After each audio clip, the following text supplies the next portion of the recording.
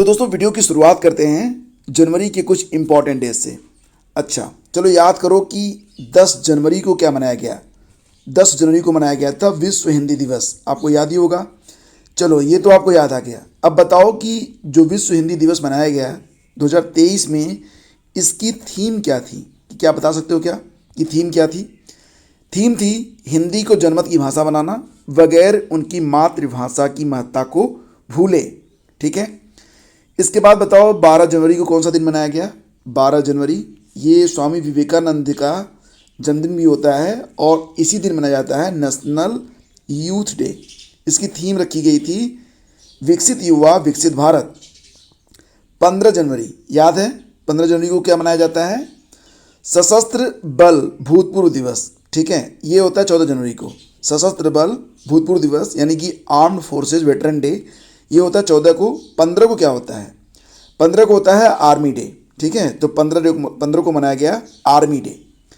23 जनवरी को पराक्रम दिवस मनाया गया। 24 जनवरी को क्या क्या मनाया गया? देखो 24 जनवरी को मनाया गया अंतर्राष्ट्रीय शिक्षा दिवस, जिसकी थीम है to invest in people prioritise education. ये थीम है 24 जनवरी को मनाए गए अंतर्राष्ट्रीय शिक्षा दिवस 2023 की। एक बात और याद रखना कि नेशनल एजुकेशन डे, राष्ट्रीय शिक्षा दिवस मनाया जाता है प्रतिवर्ष 11 नवंबर को। ठीक है।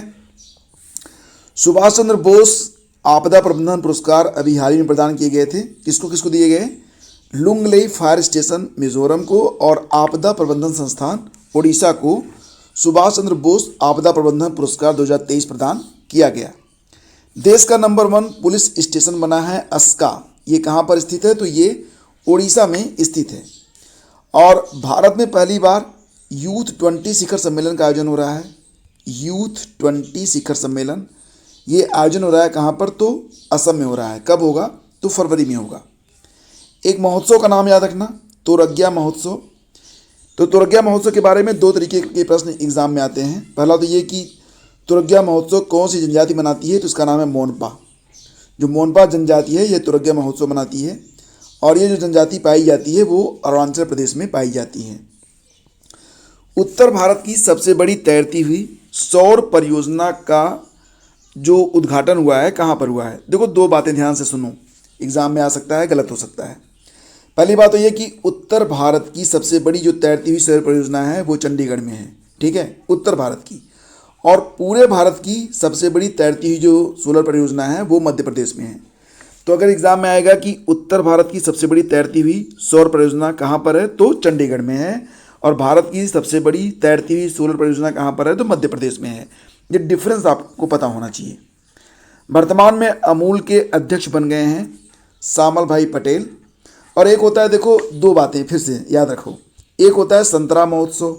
ठीक है, संतरा महोत्सव ये कहाँ पर होता है? तो ये मणिपुर में होता है। ठीक है। एक होता है ऑरेंज फेस्टिवल, ये होता है नागालैंड में। तो अगर आएगा कि ऑरेंज फेस्टिवल कहाँ पर मनाया जाता है? तो नागालैंड में। और अगर पूछा गया संतरा महोत्सव तो मणिपुर में। क्यों? क्योंकि भैया इसी नाम से मनाया जाता है। ठीक है, तो कन्फ्यूजन तो है, ऑरेंज को संतरा ही कहते हैं, लेकिन याद रखना है आपको अलग अलग। 2020 की एक रिपोर्ट आई है, उसके मुताबिक जैविक खेती के लिए भारत किस स्थान पर है? तो दुनिया के 3 देश जो टॉप पर हैं, पहले स्थान पर अर्जेंटीना है, दूसरे स्थान पर उरुग्वे है और तीसरे स्थान पर है हमारा प्यारा भारत। तो जैविक खेती के विस्तार में भारत जो है दुनिया में वर्तमान में तीसरे स्थान पर है। एक बात और याद रखो कि बालकृष्ण दोषी का अभी हाल ही में निधन हो गया है। ये एक जाने माने आर्किटेक्ट थे और भारत के पहले ऐसे वास्तुकार थे जिनको प्रित्जकर पुरस्कार से सम्मानित किया गया। तो ये अपने आप ही जो प्रश्न है इंपॉर्टेंट हो जाता है। 25 जनवरी को क्या मनाया गया? 13वां वोटर्स डे। जैसा कि आप जानते हैं 25 जनवरी सन 1950 को जो चुनाव आयोग है उसकी स्थापना हुई थी। तो उसी के अवसर पर प्रतिवर्ष 25 जनवरी को होता है, 25 जनवरी को वोटर्स डे मनाया जाता है, नेशनल वोटर्स डे। और 2023 में इसका 13वां संस्करण आयोजित किया जा रहा है। आज हमारा प्यारा भारत अपना 74वां गणतंत्र दिवस मना रहा है। तो 74वें गणतंत्र दिवस 2023 के जो मुख्य अतिथि हैं ये हैं अब्दे फतेह अल सीसी। पूरा नाम क्या है? अब्देल फतेह अल सीसी। ये इजिप्ट यानी कि मिस्र के राष्ट्रपति हैं। एक योजना शुरू की गई है अल्पिन नाम से, ULPIN मतलब unique land parcel identification number. तो इसे कहाँ पर स्टार्ट किया गया है? लद्दाख में, ठीक है। और एक सैन्याभ्यास है, इसका नाम भी याद रखो, TROPEX ट्रोपेक्स 2023। इस सैन्याभ्यास को हिंद महासागर में किया जा रहा है, किसके द्वारा? भारतीय नौसेना के द्वारा, और यह द्विवार्षिक आयोजन होता है। तो देखो फ्रेंड्स, आज करंट अफेयर के लिए जो PDF है बन नहीं पाई, तो मुझे लगा कि इसी तरीके से आपको करंट पढ़ा दिया जाए। और कभी कई बार ऐसा होता है कि PDF नहीं मिल पाने की वजह से आपकी क्लासेस नहीं चल पाती हैं। तो अब मेरा प्रयास रहेगा कि आप, उद्देश्य क्या है कि आपका ज्ञानवर्धन होता रहे और आप लोग सफलता की ओर बढ़ते रहें, ठीक है। तो शिक्षा किसी भी रूप में प्राप्त हो, हमें उसे प्राप्त करना है। तो आज की वीडियो में बस इतना ही, मिलते हैं आपसे अगले वीडियो में। Thank you so much.